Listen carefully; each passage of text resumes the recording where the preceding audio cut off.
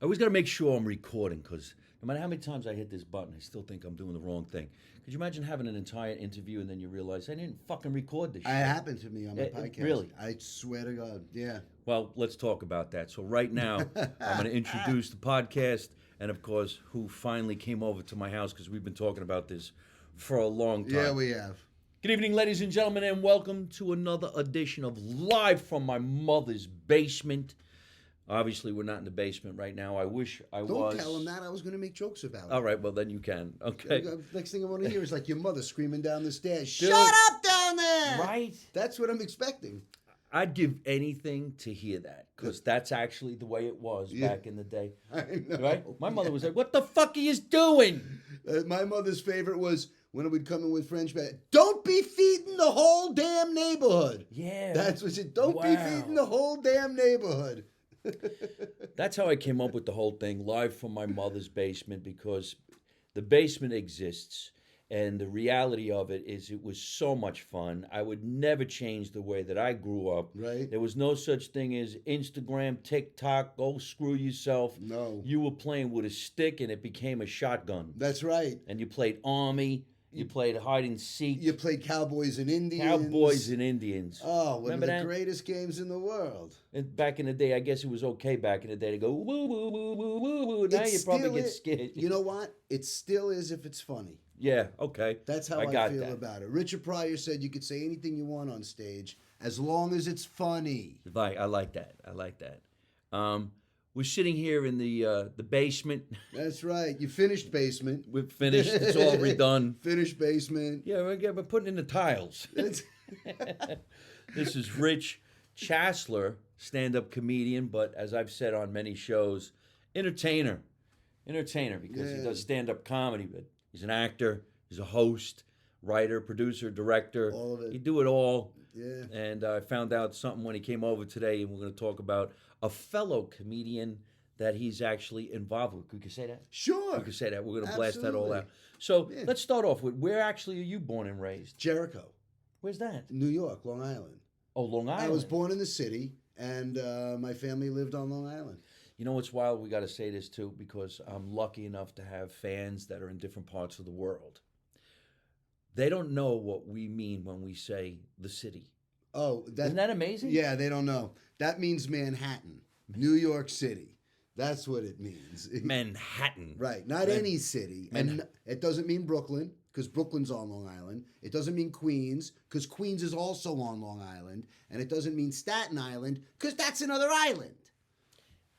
The outer boroughs, they call it. The outer boroughs. The outer boroughs. I'm from the other boroughs, New Jersey. Not even considered a borough. My favorite thing when I'm on stage and I ask anybody from New York, and people go, Jersey. I'm like, what are you, a geography major? What the hell? Did I ask Jersey? I go through this problem all the time when I book a flight and they say, well, we don't have anything going into Newark. Why don't you just go into JFK? I'm like, you know how fucking far it is from New Jersey? Yeah. She goes, well, it says New York. No, it's Newark. It's different. Newark is closer. If you lived on the east side or on the west side of Manhattan, you could take the tunnel over and fly out of Newark, which I used to do a lot. It was way closer, way faster, and cheaper than flying in and out of JFK. So you were born in the city? I was born in the city. Manhattan. The island of Manhattan. I don't even know why they call it Manhattan. Has that got something to do with Indians back in the day? Yeah. It was the Manhattan Indians. The Manhattan Indians, Mm-hmm. right? Do we say that anymore? Was that a baseball team at one time? It was. They called them, but back then they were the Manhattan Native Americans. Is that right? That was. Is that a joke or is that? Yes, the baseball team was called the Native Americans. Yeah. You know, it's really wild because I had a funny feeling this is going back to the American Indians. But Manhattan is an island. It's one of the greatest islands in the world.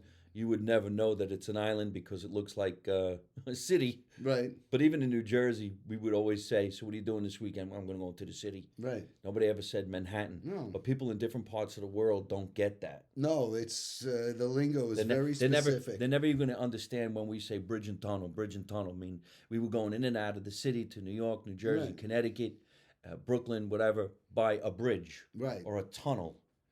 Because it's an island. Yes. Tiny little islands with unbelievable bridges and out of control historic tunnels that go underneath the water. Yeah. And I said water. So for you California people, water. That's the thing that always blew my mind when we would go in from Long Island into the city, and we would take the Midtown. And my father would say to me, I was like, "Why do we have to take a tunnel?" He said, "Because the river is above us." The Midtown Tunnel was scary when you drive it by. Ah, we're gonna die. We're gonna get killed. It is still scary. It is still scary. It is still scary. Going over to George Washington Bridge, I want to have a heart attack. Yes. I'll go to upper level, the bottom level, the center forget level. it, you kidding You're me? next to a train flying by. You ever go to the Bronx? Whoa! Oh, that's the scariest. Whose idea was this? Yeah, driving up to the Bronx, if you're going to go to like the Yankee Stadium is in the Bronx. And if you don't take the train and you drive up to the Bronx, I mean, that's like ridiculous. You ever drive the Bronx and all of a sudden there's a train right above you? Yeah, it's on the Is that the train? Yeah. Whose idea was this? Put streets underneath the train. And these trestles are just built right above you. And who says they're going to hold? Yes. Who says they're going to They've hold? been holding for years. Man. What the fuck were we thinking? Or they thinking? I don't know, but I think they were smarter then than they are today. Because think about the garbage they build today. It's not made to last. Right. It comes down quickly. Stuff falls apart. Fucking new apartment buildings, the walls are this, that. But back then, everything that was built in the 20s, 30s, 40s, that stuff is still standing. It is pretty amazing, and You know? the old churches and the just. I mean, I love history. I love to see the old buildings, and even around here now in Yeah. the North Hollywood area, they're putting up all these buildings. They buy these tiny little bungalow houses for $1 million, and then they throw up a 12-unit complex, Right. and then everybody's in pain and yelling and screaming because there's no place to put your car. It's terrible. Right. So we're lucky that we're where we are and we're doing what we're doing. Right. So born and raised in the city. We're born of two East Coasters right here. And then, when did you get bit by the acting bug? Well, bit by the acting bug, I was born with it. Yeah. I started playing drums when I was about 6. I played a drum. I played a There's drums. so many comedians play the drums. A lot of guys. Charlie Callis played the drums. Carson played the drums. Burr plays the drums. You play the drums. I play the drums. A lot of guys played the drums. Supposedly, one of the theories is because comic timing. And who handles the timing in the band? The drummer. The drummer. Interesting. Huh. I never thought about that. Timing. But yeah, do you still play? Yeah. Me too. I mean, I have the drum set I was given to my father when I was 13 years old. It's in my house in New Jersey. Mm-hmm. I had the whole thing refurbished, so it's a great drum set. Sure. So every once in a while, if there's a band playing somewhere, I'll say, "Hey, man, Can I sit in? Can I sit in on a song?" I sit in all over the road. Yeah. When you're on the road, the greatest thing to do is find the bar. It might be part of the comedy club. If you work in the improvs, they have things. But find the club where the cover band is playing.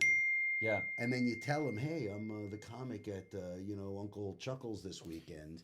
You think I can sit in Sit for in. a couple?" I ask all the time, all the time. I've been lucky to entertain on some cruise ships. Oh, that's And that's when I usually will go over to the band and go, "Come on, man, it's me. of course they'll let you. Can't just one song. I'll Right. fuck it up." Yeah. I still. What do you want to play? I'm like, "The Hustle." It's all I know. I know a 2/4. Dun, dun, dun, dun, dun, dun, dun. It's fun. Oh, it's the It's fun. best. I still play. Because I think deep down, comedians want to be rock stars want to be comedians. Yeah, I still, but I still get together with friends and jam, and I toured with a Grateful Dead tribute band for many years. Oh, no shit. Yeah, I'm not that good of a drummer. And I still play. You must kill it. I do all right. I play some jazz. That's it. That was where I started. Jazz. Yeah. And 1 2 1 2 1 2. Mm-hmm. And Cut that's time. that's all I really want to do. Yeah. I'm not this crazy drummer. I got a drummer story. Let's do this. All right. 'Cause I got one too. You first. Okay, good. Some guy, many years ago, came over to me at the Paramount Theater in Asbury Park, New Jersey, which I am gracious enough to and lucky enough to get to perform at from time to time. That's great. And this is the home of Bruce Springsteen and the E Street Band. So I've seen the E Street Band for many years, and I'm friends with a bunch of those cats. And this one guy used to come to the show all the time. They called him Vinny Mad Dog Lopez. Vinny Mad Dog Lopez is the original drummer in the E Street Band. Right. He's in the Rock and Roll Hall of Fame. Well, he became a fan of mine, and we were out a bunch of different times. So some guy calls me up and he says, "Hey, I'm a big fan. I would like to make you a snare drum." And I Oh, says, what do you want to great. make me a snare drum for? And he goes, because I have a drum company. It's called Warlock Drums. We make drums. We're in Jersey City. And I says, well, I'll tell you what. Why don't you make that drum for Vinny Lopez? He goes, why? You know him? I'm like, yeah, he's a really good friend of mine. He goes, holy shit, you know Mad Dog? And I said, yes, I do. So I bring Vinny Mad Dog Lopez, somebody from the press, and the bass player from Southside Johnny and the Asbury All Jukes, right. all these classic Sure. players. And we go to this place, Warlock Drums in Jersey City, and the guy was just gleaming. We were drooling over a rock and roll Hall of Famer, Sure. Vinny Lopez. He makes him the drums. Vinny says to him, listen, I'll do you a favor. Why don't you give me the whole kit, and I'll play them at the Stone Pony. Nice. And you can leave them on display for a little while. Right. So this is the drummer creator's dream, right? So then he says to me, well, what can I do for you? I want to do something for you. I said, I don't want anything. He goes, no, come on. I says, well, I have a drum kit from when I was a kid. Is there a such thing as refurbishing drums? Yeah. And he says, yes, give me the drums. So he refurbishes my drum kit. They look like they're brand spanking new. They got all heads on them. I had a friend who worked over at the Paramount, so I got all these Zildjian cymbals. Right. Oh, nice. And I got a bass drum cover that says my brother's band, the Paul Marino Band by Warlock Drums. Oh, great. So look how joyful. Everybody did something for everybody Right. out of almost nothing.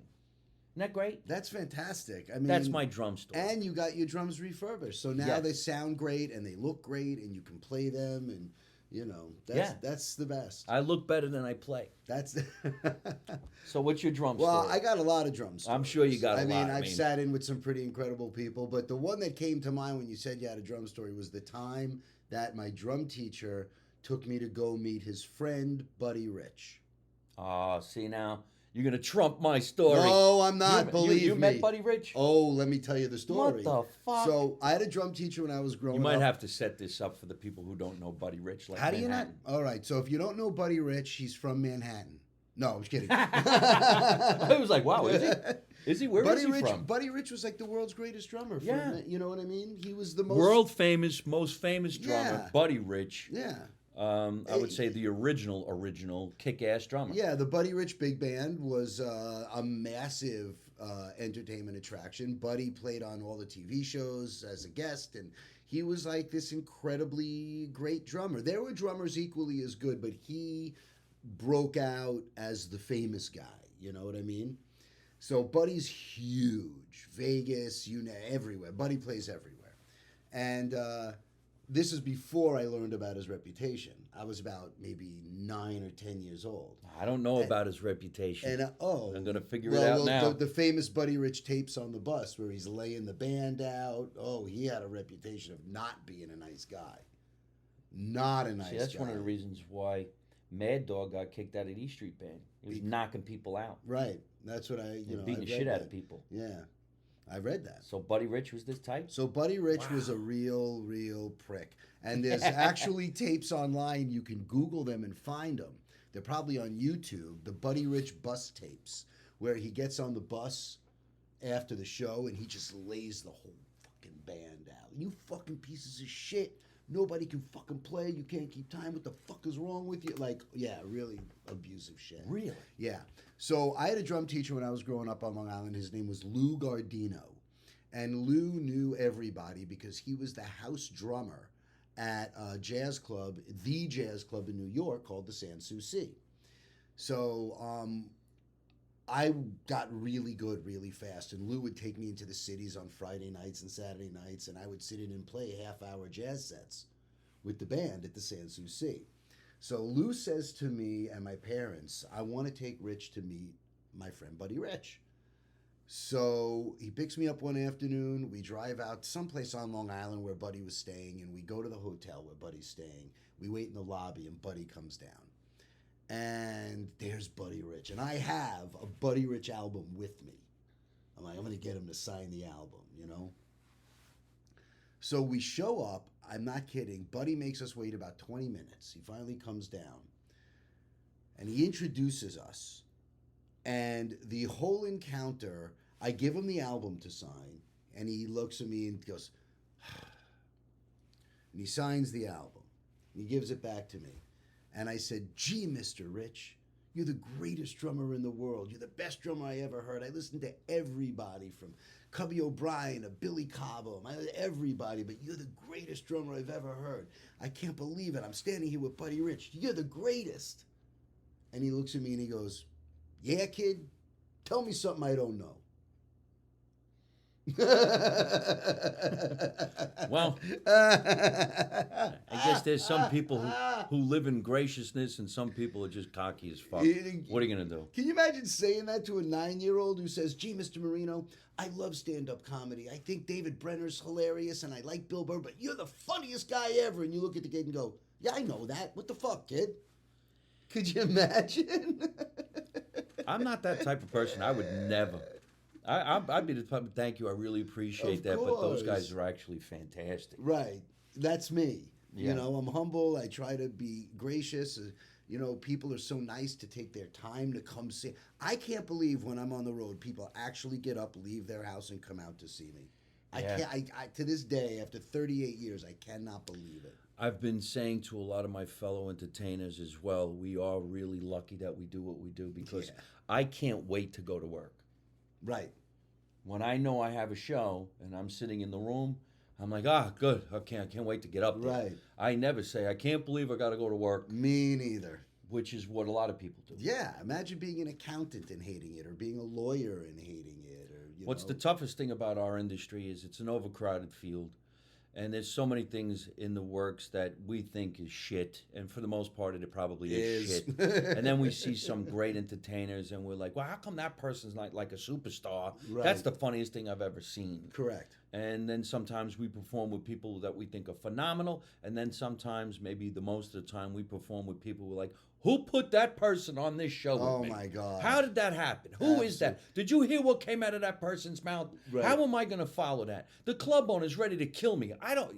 And that's why I try to travel with my own opener. Yes. When you can bring your feature act with you. It makes, first of all, it makes the time on the road much better because you get to be with somebody that you enjoy being with. And you know your show is going to be better because you know what the hell they're doing. You trust what they're going to do. Of course. I can't, sometimes I always feel like I'm the only one that has this opinion. I tell people all the time, don't get in my way. Let me bring my crew. Right. Pay them what you would pay them, but let me bring my crew. Right. I know what they're going to do. And I'd rather have someone who does the opposite of what I do. Yes. I do an Italian thing. I talk about my family. So give me a girl who's Irish. Right. Give me somebody who does something just completely different from a different color, different ethnic background. Something. Two Italians, two Jews, two. You know what I mean? It's too repetitive. It could be. I know I'm not totally against that because Right. sometimes if you have a theme show, that could be funny. And it fills the room. Yeah, that too. I do have Italian comedian friends that I love being around. Right. And when we get to shoot in the afternoon and do some funny shit, that's fun too. Right. I pretty much don't have an ego when I go out, but if a large amount of people came specifically to see me, know your place in the food chain because if you piss them off, you're pissing them off for life. Right. This is your opportunity to grab some new fans. Out of my box. Out of my box. Out of my box. So do it the right way. Don't alienate my fans because, by the way, that's a reflection on me. Then people go like, who's the guy opening for you? Yeah. You know what I mean? What the hell was that? What was that all about? Are you nuts? I know, right? And I've spent time on the road touring with like bigger acts. Even while I'm a headliner, like I went out with Mitch Hedberg for 5 years. Mitch used to open for me, and we became really good friends. And so I toured with Mitch for a long time, and we're so vastly different that it was really easy for that show to go off, And the only other person I really tour with now would be Nick Swartzen. Oh, yeah. And Nick's a good friend, and he's a brilliant comedian. He's just such a smart guy. But our acts are so vastly different, So you started stand-up at a very young age, 20? I was 20. I Yeah. didn't start till I was 30. I was 20. I grew up as an actor. That's all I thought I was going to do. Me too. I didn't start doing stand-up till I moved to California. I got fired off a soap opera. And I was on a soap opera for a very short period of time, and I didn't know set etiquette, and I totally fucked up. and I was a day player, but they kept bringing me back, and so I was like, when you say to a director, "Hey, do you think we could do that again? There's something in there I didn't get, but I'm tasting it." Yeah. So I was a day player. I was an under 5 player every day. And I looked right into the camera one day. The director's up in the booth, and I said, "Hey, Bob, do you think maybe we can do that again? I didn't quite get what it." How old were you? 20. That was it. And I got fired, and I went and got a job at Paramount Studios as a guard. Here? Yeah, on Melrose. And I was a guard at Paramount Studios where I met Mark Price. No shit. No shit. That's Skippy from Family Ties. Family Ties. I met Mark Price. I was 20. Was they doing Family Ties? They at that were. time? That was the first. That's how I met him. I was a guard on the Family Ties show.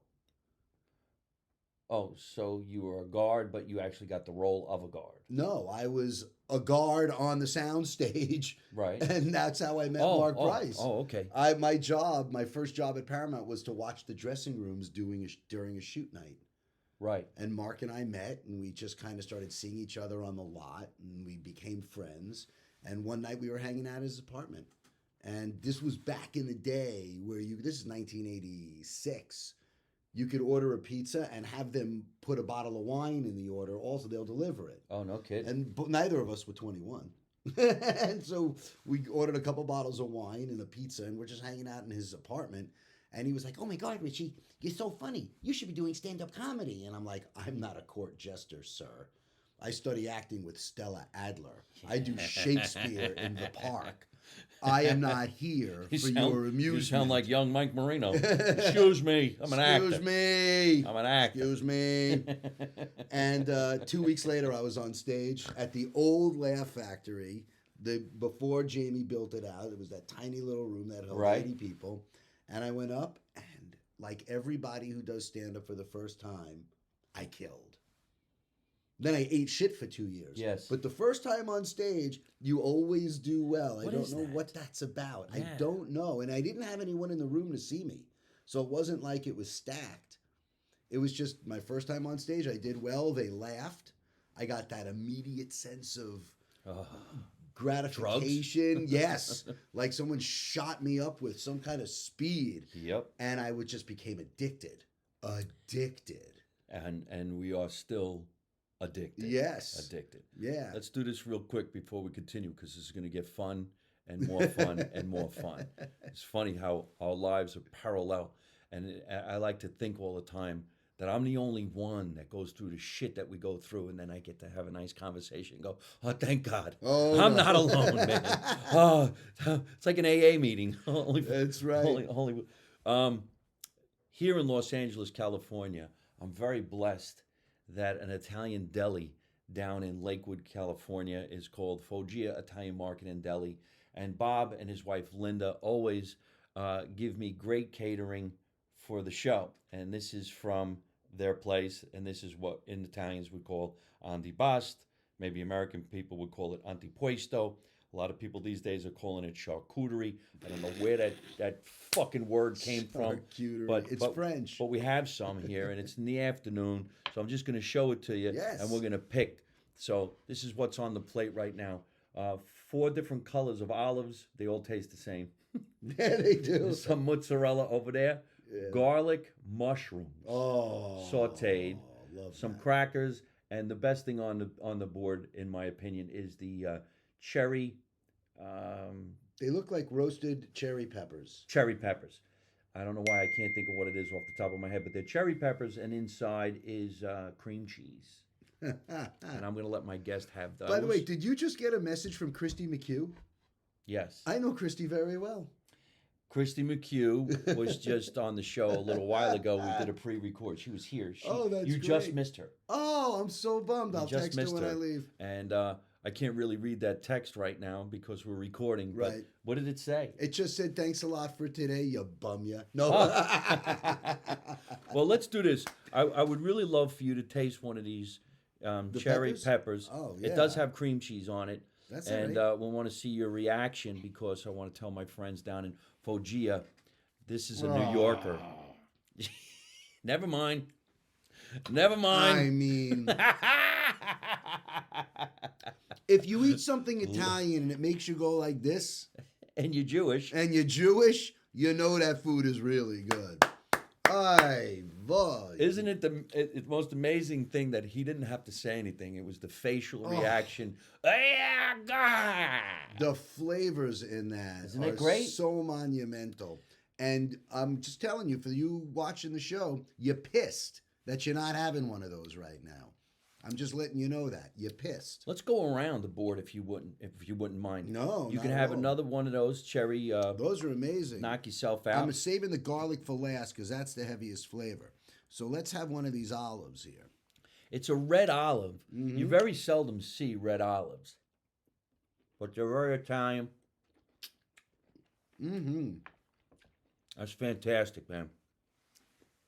That's incredible.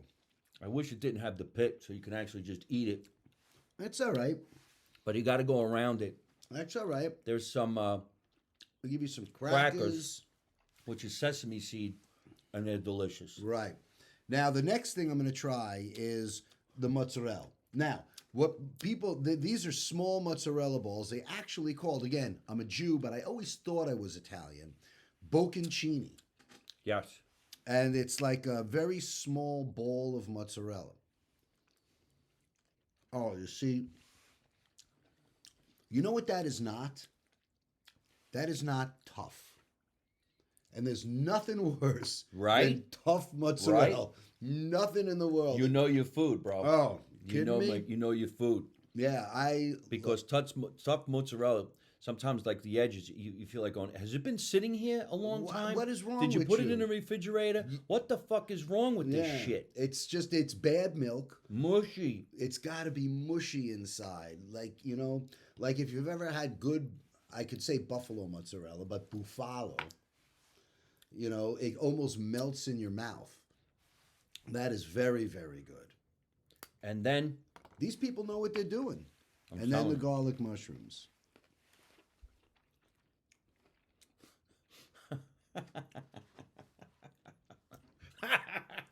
We'll be right back after this commercial break. You see, that's not. It's fucking good. When I collect wine, I got a really big wine cellar, hundreds and hundreds. I got almost Where? 700 bottles.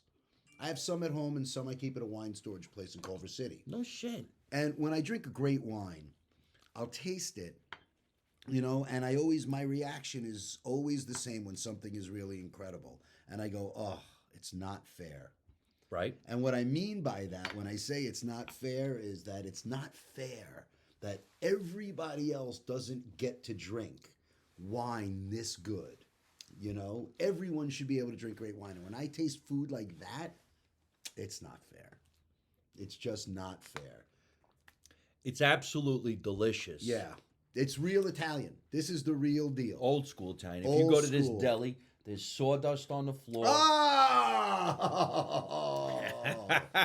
Only back east do you walk into a place that's got sawdust on the floor. Sawdust on I the floor. love it. The guy is from Foggia, Italy. It's actually Foggia. Foggia, Italy. He calls his place Foggia Italian Market and Deli. It's in Lakewood.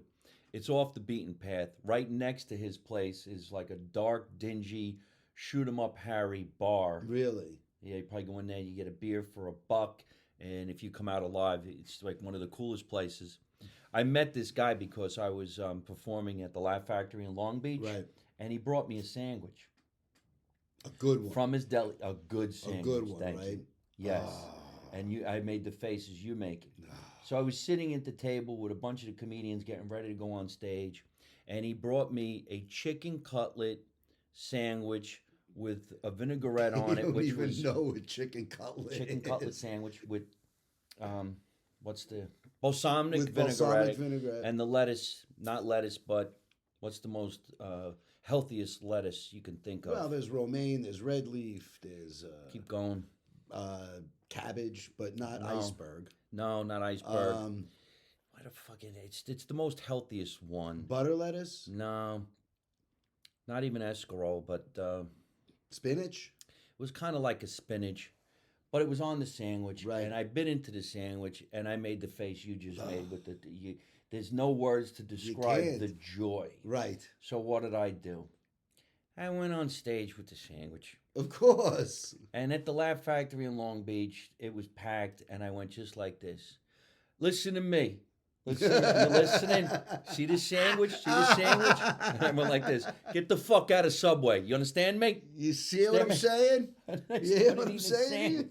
These people are like, is this guy kidding? What the fuck? I was so into it. Oh, man. That, of course, after doing stand-up for 30 years, you can make anything funny. Of course. And I'm going, I want you to get in your car. I want you to go to this guy's place. I don't want you to talk to nobody. I want you to order this sandwich, and I want you to keep your mouth shut, whatever. Right. The guy just fell in love with me. He goes, I can't believe you're doing what you're doing. It's the best. So every time I was going to his place, he was loading me up. Oh. You know what I mean? Does he Just do loading me up. cannolis? Yes. Does he make them there? That I don't know. No, I don't know I'm a about sucker that. for a good cannoli. I actually never really liked cannolis. Really? And as an Italian guy, I can't even drink wine. I get heartburn really, really Right. bad. And so many people give me wines and like, hey, come on, try the wine. But I can't. Right.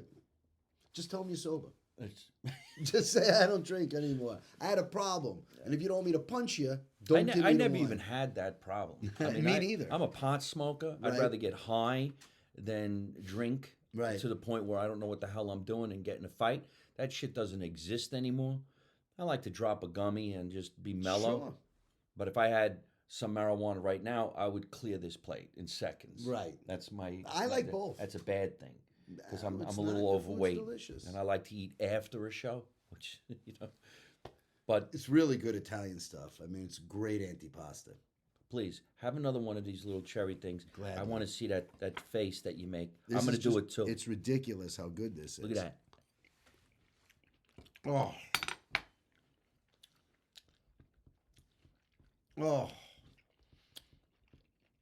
Nice, isn't it? It's a combination between the oil he's using, which he's got flavored, and that roasted pepper. Yeah. I mean, that's With the cream. I'm assuming that's cream cheese. I that better cheese be. in there is just delicious. It better be cheese. Well, it's cheese. Yeah, it's delicious. Man, you guys, wow, is that good? This is like as if we were in New York City, getting ready to have some lunch. You go to an Italian place, you don't order. They just put it They on the put table. it on the table. Yeah, This is what you're having. right. Then you're like, thank you. There's a place in the city that my buddy who used to run the Melrose Improv, when he left LA at the end of the 90s, around 99, he was running one of the best Italian restaurants I've ever been to. It was called Fili Ponti. I don't know it. And it was on the West Side Highway in Tribeca.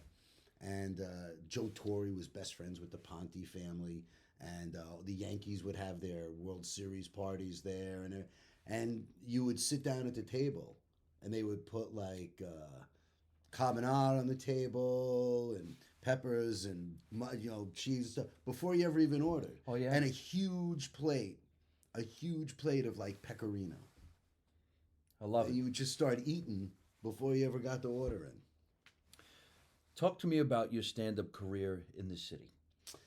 What was the first places you started playing? Well, I started here, but I went back to New York pretty quickly. Within the first year, I knew I wanted to do stand-up in the city. So, it's a great story. The first place I ever went up was on 33rd and 2nd, the Good Times. I don't know if they were around. I mean, I know they're not There was around a comedy anymore. club called The Good It Times? was called Good Times, and Eddie Brill brought me on stage. And Eddie and I are still friends to this day. And For those of you who don't know, Eddie Brill's a fellow comedian. Mhm. He was also pretty well known for being the talent coordinator for stand-up comics on Letterman. Letterman. And he also warmed up the Letterman show.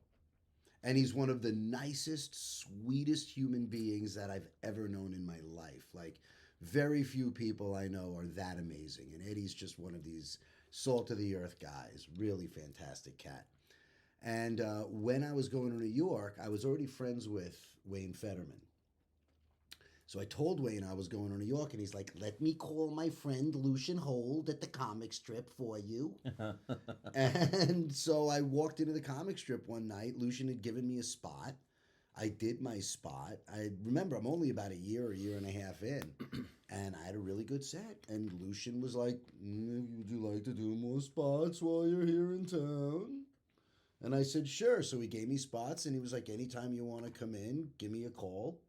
So I became a regular at the comic strip without even really auditioning. And so the strip was really my home club in New York whenever I'd go to New York. And I was in like 5 times a year, I'd go back. And so I started working. It's a great there. story. Yeah. I only know of Lucian. Right. I only know of the other guy you mentioned. Right. I never was a regular at any club in New York City. I did stand up at Rascals in New Jersey. Sure. And then I cut my teeth at the Comedy Store. Well, Rascals was this club that I always wanted to work and never got to. Really? Yeah. I never got to work Rascals. I did have Bob Kephart, though, book me at the Comedy Stop at the Trop, which to me was like, it. The big time. The big time. Big time. Yeah. I did get to work the Comedy Stop at the Trop, but I never got to work Rascals, and I always wanted to go. I always wanted to go there. Rascals Comedy Club, there were 2 of them. They were world famous comedy clubs. Yeah, they were. One was in West Orange, New Jersey, and one was in Eatontown, New Jersey, on Route 35 on the Jersey Shore. That's where I started doing stand-up for about a year on a Tuesday night at an open mic. Back in the day when an open mic was packed, people would have a line around the corner to watch the knuckleheads bomb. And it was like the Gong Show. And back then, there were probably only 12 open micers showing up, not Right. 400 like there are today. Yes. When I started, there were literally about 15 or 16 open micers in the whole city of Los Angeles. We all showed up at the same places. Tuesday night at the Laugh Factory, Monday night at the Comedy Store, Sunday at the Ice House, Sunday night at the Improv. Those were the only 4 comedy clubs and the only places with open mics. So you'd see the same 16 people every time. Rascals Comedy Club was just the place to be. They no longer exist. They ended up chaining out. There was like 6 of them. But the biggest and the baddest and the greatest of all comedians played there. And one of the first times I ever got to play Rascals in West Orange was after I was here in Los Angeles cutting my teeth for about 2 years. Right. And some guy in the parking lot who was talking to my father, and they kept on exchanging cigarettes and smoking and smoking. My father came in, I was running the open mic, and goes, your buddy out there says he's going to take you to Rascals. And I said, who's my buddy? And my father goes, the guy out there, he kept taking my cigarettes. And I go, what, you mean you just talking to him? He goes, yeah, we were talking for hours. He's a cool guy. He's from New York, but he kept taking my cigarettes. And I go, well, he says he's going to help you with your career. You're going to do a week with him at Rascals. And I go, Dad, who the fuck are you talking about? He goes, I don't know the guy's name. He's over there with the jacket and the cigarettes. Can I guess? Go ahead. David Brenner. Andrew Dice Clay. Oh, beautiful. So the first time I worked Rascals was with Dice. And my father shows up and he goes, hey, tell Dice I'm over here waiting for him. But I don't want to go in there. He's going to take my cigarettes. That was at the time you can actually smoke cigarettes in the club. In the club, right. Right? Yeah, and every comic would be like, hey, why don't you blow that up here and give me cancer? Stuff like that. Stuff like that. Isn't that something? So, but Rascals even had a talk show, Rascals Comedy Hour. I was never part of any of it. It was actually before my time. I wish they were still in existence. And I never played the comic strip in New York. And believe it or not, about a month ago, I got a phone call from the comic strip in New York. Oh, fantastic. And the lady says to me, if I hear your name one more time, I'm going to jump. What do we got to do? And I go, well, I don't know what's going on. And they give me dates. Give me a date. She gave me a door deal, too. Oh, that's fantastic. Well, nice people. So yeah. I guess eventually, if you stay in the game long enough, you end up getting things and they come your way. You just got to stay in there and keep on fighting the fight and be true to yourself and do yourself a favor and hang around with comedians you actually enjoy or you admire or who are willing to lend a hand in some aspect. Yeah. Somehow like that. I got a lot of help from people when I was starting out, and the thing I learned is that you got to be nice. Yeah. To have longevity. You got to be nice. Because there's some mean motherfuckers out there, boy. Yeah. And you really feel like going, how come you're not getting killed? How did you not get killed? I know, because I want to wring your neck right now. I'm happy in my life right now. I'm very happy. I'm very lucky. I got a lot of work, and I'm going to keep on going. Right. I try not to have that what do you call it when you admire somebody else and you want what they have? Envy. Envy. It's a sin. It's a sin. Envy yeah. is a sin. Jealousy. Jealousy. How come them? How come not me? Right. What did I do? That How did just I go down the? That breeds blackness. And you you know? get sick, You get man. sick. You get agita in your gut. You know? Who the fuck came up with agita? Is agita an Italian word? I mean, I know what it is. Is it? I don't know. You get. I mean, if I wanted to go the other way, I could say it gives you spilkus. That's disgusting. I don't even know. I never even heard the word spilkus. Oh yeah, you don't ever want to get spilkus in your genectigazoint. That's not good. That's not good. He's going to see me in a couple of weeks on a talk show going, Schgebeltefisch. No, you did it wrong, Marino. You fucked it up. Spilkus. You spoiled your milk. That's hilarious. What's going on now? Where are you touring? Where can everybody find you? I'm on the road a lot. She told me not to give dates because we don't know when Yeah. they're airing. Yeah, we don't know when we're going to air, but I mean, your social media links and Yeah, stuff all like my that. socials are at Rich Chassler, so I'm easy to find.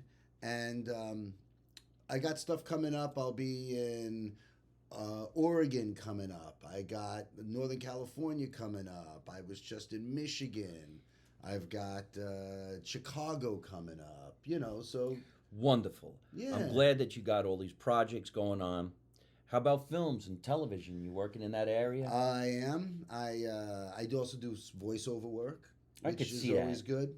And I'm currently, again, this is one of those things that's just like stuff just comes your way all of a sudden. You know, I've been sitting on this project idea for a few years now, and I was at dinner with my fiance at the time, my girlfriend.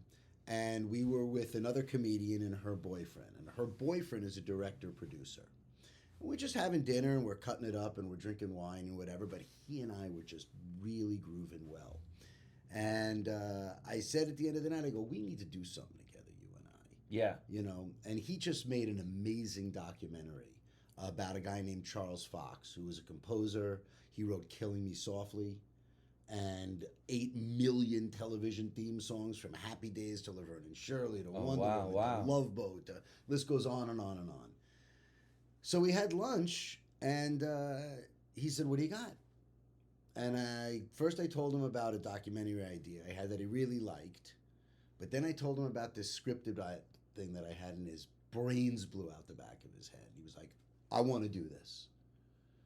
Next thing I know, we're a month along. We're about to get the book rights from somebody about a specific section of this particular person's life. And we've already told one of the majorest players in Hollywood who he's hooked up with because he makes movies for HBO and whatnot. And all of a sudden, we got this project that's moving forward.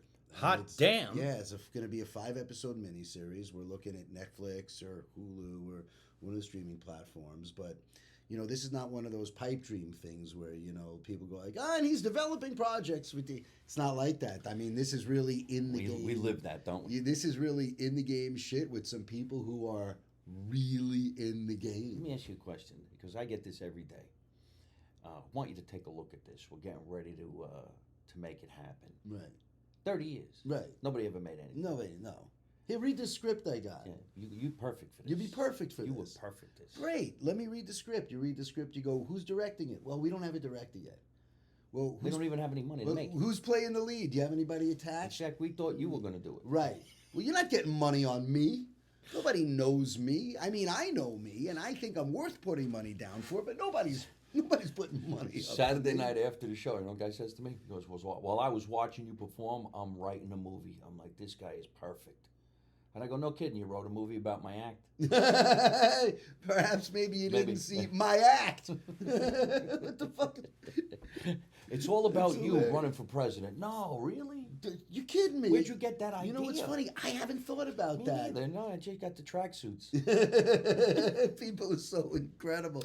I don't care. I'm at the point where as long as everybody's having a good time and I'm making money, I'm happy. Well, Hey, can right. we talk about your little personal life thing? that you Sure, had to- anything. There's nothing off limits here. Even the arrests. Most people know I've never been married. I have no kids, and hopefully, who knows what's going to happen in my world. But how about you? I've never been married. Right. And I don't have kids that I know of. Right. And if I did, they're on the road somewhere, you know. But no, I've never been married. I've never had kids, and I never met. I mean, I've been in relationships and I've lived with women, and but I am engaged. Cool. I am engaged. There's hope for me. There is hope. This young man here is dating a comedian. I met a stand-up female comedian. Yeah. Which this is why I help Christy McHugh out as much as I can. That's nice. Because I think she's great. She's great. And female comedians have a hard time. Yes, they do. Yes, they do. It's very hard before they become, let's say, headliners, especially good-looking female comedians. And the truth is, I always think about this, and it's harder if you're a good-looking female stand-up than it is if you're not a good-looking female stand-up. And the reason for this that I believe, and I had this conversation one night at the Improv, and it was like me and Paul Rodriguez and Rick Overton and Wendy Jo Sperber, may she rest in peace, and a few other she was an actress, and a few other funny folks. And the reason is because when a hot woman walks on stage, two things happen. One, every guy wants to bang her. Every woman wants her out of the room. And so you have the hardest time as a good-looking stand-up if you're a woman owning the crowd. It's so much more difficult for them than if you're like a hot guy like me, for example. That's what I'm thinking. You know what I'm saying? Very handsome. But that's nice that you help Christy. Yes, because she's funny. She's funny. And when we go on tour together, we have nothing in common on stage. Right. So while she's doing her thing, I'm waiting in the green room going, I'm comfortable. Yeah, you're not. I don't have to worry conflict about her saying something so fucked up that I got to pick up a mess. Well, she's from Iowa. We did the whole thing. It's not going to get very close to, it's crazy. Yeah. Yeah, she's all cows and milk, and I'm a Jersey boy. I just did a show with her 2 weeks ago. Wonderful. Yeah, she was on My Fiancé. You can tell them. His fiancée is a very attractive female comedian living here in Los Angeles, California. She has a great podcast. Why don't you say the name of the podcast and your fiancé's name? I am now the co-host of. Oh, no kidding. Yes, we did one episode together. She's like, you got to do this with me. So now we do it together. Man, that is so cool. And the name of I know, don't ask. The name of the podcast is called Drinking During Business Hours. You can look it up and find us on there. And my fiance, who actually Mike adores and has been on his shows before, Mike has put her on the shows before. Her name is Sarah Halstead. So you can find her too online. Well, we're going to have Sarah come and do my podcast too. She hasn't been here, but we'll make that happen. Yeah, Maybe we'll have the absolutely. couple on. That would be great have fun. Them together. We'll make them get in an argument. We're doing a Valentine's show. Are you? At the new stand-up comedy club in Bellflower on Valentine's Day. Oh, no kidding. Yeah, we're going in as a couple, and we're doing the Valentine's Day show. Being an Italian from New Jersey, when we celebrate Valentine's Day, everybody says to me, is that the Valentine's Day massacre? Yes, it is. And guess what's going to happen to you for asking that idiotic question? Except that didn't happen in Jersey, you moron. It was Chicago. Know your history. Yeah. You know, what's wrong with people? Well, this is fantastic. I'm glad that you guys are succeeding, that you're doing everything that you're doing. Keep on grinding and grinding. And let's end up doing shows together. I would love to do a show with you. That would, by the way, because I'm Jewish, even though we're both East Coasters, it's a vastly different angle of this comedy. You know what I'm saying? I would like to go on record to say that the best comedians normally are Jewish or Italian. And you know why? Because we talk about family, and everybody has family, and family is funny, and there's nothing you can do about it. That's right. So when people think they don't have a fucked up family, even the Bradys had a fucked up family. Yes, they did. Why do you think they were divorced and they got together with other people? Everybody's got, as we would say, mishigas. A little crazy. One of the hardest things for me when I was doing a lot of shows with Jewish comedians is they wouldn't do a show on Friday. I'm like, dude, you're fucking up the tour. Who are they, Sandy Koufax? There's a lot of people... Koufax wouldn't pitch on Fridays. They wouldn't do Friday. Oh, I only know a couple of guys like Elon Gold. Yes. Elon. We were in the Montreal Comedy Festival on a Friday night. He won't goes, go "Let up." me know how it goes." Right. I'm like, There's wow. if you are an Orthodox Jewish person and you observe the Sabbath, you're not working on Friday night. Yeah. So there's a handful of guys, that won't. But the money's good, so I do. Yeah, he takes it. I take your money. I take everybody's money if you ain't gonna work Friday night. We could talk for another fucking We hour, really man. could, too. Jesus, this hour just blew by. We're talking an hour, bro. We have? Yeah. Seriously? Yeah. Oh my God. We didn't even get to anything. Yeah. That's why I said I don't care about the format. Let's just have Right. some fun. This Because is a people are blast. watching, and a lot of people is, it's very interesting. We're eating, we're joking, we're talking about Manhattan. We're talking Yeah. about the Manhattan baseball team. We're busting We're balls. breaking balls. That's what we We're do. gonna go rob a bank in a little bit. He'll be the accountant. That's right. That's what We're that's talking what about we his do. fiance. But isn't it great that you've never been married and now it's gonna happen? And I'm marrying someone who understands what I do. We met in the parking lot of the Melrose Improv. Oh, no kidding. That was where I met her. Yeah, outside. She was talking to Alonzo Bowden and a couple people. right. And I walked up to say hello to Alonzo. How long ago did you meet Sarah? A year. It's a year. Yeah. Wow. So you guys Little over really a year took ago. together. She did not. She did not like me out of the gate, but I just kept showing up. Really? Really. She says she didn't like me, but then we'd go out and get grilled cheese, and then she'd disappear for 2 weeks. I don't like him. She told her best friend, if he were the last man on earth and we were stranded on a desert island together, I wouldn't talk to him. Really? Really. And now she's in love with you. Apparently. Yeah. Wow, there's hope for me, That's what ladies. I'm trying to tell There's you. hope. There is hope. Holy It's shit. not an age thing. I'm 57 years old.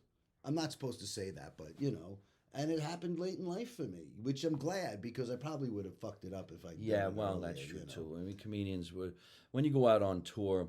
Not that I was ever doing anything bad. I never cheated on any girlfriend Right. that I had when I was out on tour. But it becomes a little overwhelming, checking in. It And could you're like, be. hey man, I'm just performing. It's late. I can't keep calling. Right. I do. And I work know. begets work for us. Every time I'm out somewhere performing, that's normally where I'm going to get my next job. Exactly. I'm not waiting on anybody calling me. I'm going to get a job that Yeah, in night. this business, unless you're unless you're Chris Rock, Dave Chappelle, Bill Burr, maybe Sebastian Maniscalco, Yeah. Sarah Silverman. Other than those five, really, you got to be on the phone. Yes. Still on the phone. On the 37 phone. years. I Calling, feel like a calling, fucking calling. operator. Yeah. That's how I feel. You know what I mean? That's how I feel. It's the worst part of the job is actually getting the work. Doing the work is the best part of the job. Yes. Getting the work is the Sucks. fucking worst. Oh, the people we deal with. I know. And then you get these people like, I think I want to be a stand-up comedian. I Yeah. think I'd be good at it. People in the office tell me I'm funny. What Yeah. do you think? Yep. Stay in the office. Stay in the That's office. what I think. Were you funny in high school? Yeah. Yeah. You're never going to make it. Yeah, I was exactly. You're never going to make it. I didn't crack any jokes in high school. I'm like, leave me the fuck alone. I got things to do. I actually won funniest in the greatest grads thing. Oh, was that right? 12th grade, yeah, I won funniest. Yeah, which was never anything I ever wanted to be. I never even thought I was funny. I studied with Stella Adler. I'm a dramatic actor. I went to Herbert Berghoff Studios. I studied at HB actually with a guy named Austin Pendleton. I don't remember a guy named Austin Pendleton, but my teacher was Bill Hickey, who he was in movies. My buddy John Bowman studied with Bill Hickey. Yeah, he was intoxicated. He used to call, hey, Bill Hickey talked like this. He was in Prizzi's Honor. And he did one of my favorite all-time movies called Mob Boss Oh, yeah? with a guy named Eddie Deason who played Eugene in the movie Grease and a bunch of other stuff. He was like a tall, geeky guy, and he talked like this. And he played Bill Hickey's son. And Bill Hickey was the mob boss, and he dies. And so the son ascends to the Don ship, if I may. Right. And the guy was just, he would say things like, chocolate milk, nectar of the gods.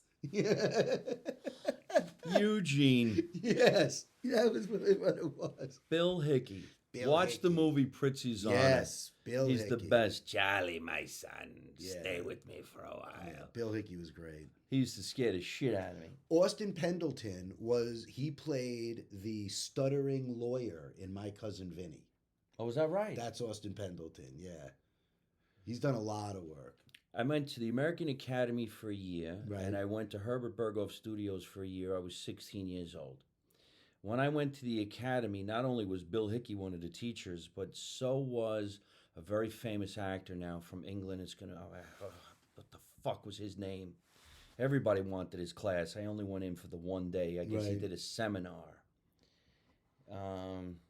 But he was British. Yeah, British.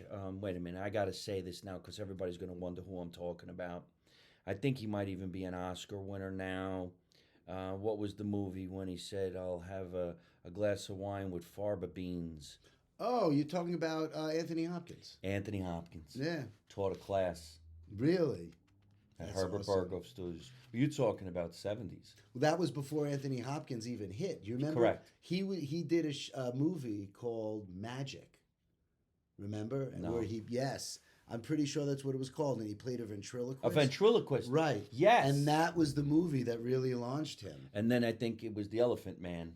Yeah, Elephant Man after that. Yeah. And now the guy's a superstar. And here we are having charcuterie. I did a movie with him. Who? Anthony Hopkins. No shit. You met him? I did. I played in the movie Hitchcock, the making of the movie Psycho, about 8-9 years ago. I played the actor Martin Balsam. I was cast to play Martin Balsam. Oh, no kidding. Martin Balsam in Psycho played Detective Arbogast, who went looking for the Janet Leigh character. And I got cast to play Martin Balsam. Man, I want to be in a horror movie. I want to get killed. I want to get stabbed. I worked with Helen Mirren. No kidding. I was in a movie with a Sir and a Dame. Who? Sir Anthony Hopkins and Dame Helen Mirren. Anthony Hopkins. Yeah. Man. He played Hitchcock. If you haven't seen it, it's a great movie. I'm going to have to see all of this. Yeah. We're going to have to do part 2. We can anytime you want. We're going to have to fucking do part 2. Anytime you And want. this time maybe we'll actually just go down the Foggia and do it while we're standing Oh, on the could you floor. imagine how great that would It would be real great. Oh, man. He'd love it too, that guy. I bet he makes a hell of a chicken palm hero. I bet. There's a sandwich down there. It's got meatball parmesan. It's called the Mike Marino sandwich. Thank you very much. Ah, meatball heroes. Dude, you're going to fucking love this place. Yeah. It's sick. A hero is the same thing as a sub sandwich, Sub sandwich. only it doesn't suck. Stay out of Subway. Listen, we got to get going. Tell everybody where they can find you, man. One more time. You can find me at Rich Chassler. All my socials. My website is richardchassler.com. Otherwise, it's all Rich Chassler. And if you're out and about, if you own a car, if your legs work, come out and see me. And if you do see me, there's a very good chance you'll see Sarah Halstead also, because we tour together a lot now. That's so cool, And man. so I get to work with my That fiance. is so cool. He works with his fiance. Yeah. This- We do a that, shtick. you know what? That's a whole nother episode. Yeah. I can't even get into it right now. We'll talk for another hour. I can't even imagine. Honey, do you mind if I close? Excuse me. Excuse me. Excuse You want to me. go on stage after me? Excuse Wait a minute me. now. I'll see you in the dressing room. We actually do that shtick when we're on the road together. We make these videos. It's like, hi, I'm going to be at so-and-so, blah, blah, blah. And I'm closing the show, and I look at her and go, no, you're not. And it's become a thing that when we put these posts up a lot. Oh, shit. I want to be part of that. I want to be in the background going, I want to do your next show when you do it at the Ha Ha. okay. Yeah, I definitely want to do your next show. We will do that. We'll do the Fantastic. Comedy Chateau or whatever it is. Yeah, wherever we'll there's- go over to Melrose and we'll hang out. We'll have some fun. There's going to be continued. Yes, We got to get definitely, going. no doubt. Thank you, everybody, for joining us here at Live from My Mother's Basement. Let's make America Italian again. The All old right. school way. Could you tell your mom to shut up already? For crying out loud. Mom, could you make the meatloaf. Remember, folks, you don't know nothing, you don't see nothing, you don't say nothing. How do I end every single one? Wait a minute, we got to thank some people here. I almost forgot. Yeah. I'm always on the internet, folks. Every Tuesday night at 8 o'clock on the East Coast, we do Live from My Mother's Basement. We did a pre-record right now because I'm probably on tour somewhere and I couldn't make it happen. Big shout out to my producer, Tatiana Blue Shell, for always making us have a great podcast, finding great guests, and making sure this is all done nice, recorded, and put out on the internet. You could see us all the time on Facebook, Instagram, and you can listen to us all the time on iTunes, Google, Spotify, Anchor, and Italian American Radio in New York City. Thank you so much to our friend Johnny Mandolin. We are now on Italian American Radio in New York City. That's YouTube, excellent. Instagram, Twitter, LinkedIn, TikTok, Patreon, you name it. Keep on watching the show. We got to get going. And how do I end every single one of my broadcasts? By always saying the same thing with my guest. Don't take no shit from nobody. Don't take no You shit ready? from No, nobody. we're going to say it together. Don't take no shit from nobody. Hey folks, I hope you're enjoying watching my podcast live from my mother's basement. We're having a lot of fun, and I'm going to have a lot of great guests on the show in the future. So if you like it, hit like. You could also leave a comment. You could subscribe to my YouTube channel and watch other funny videos. And you could also listen to my podcast on your favorite podcast app like Spotify and iTunes.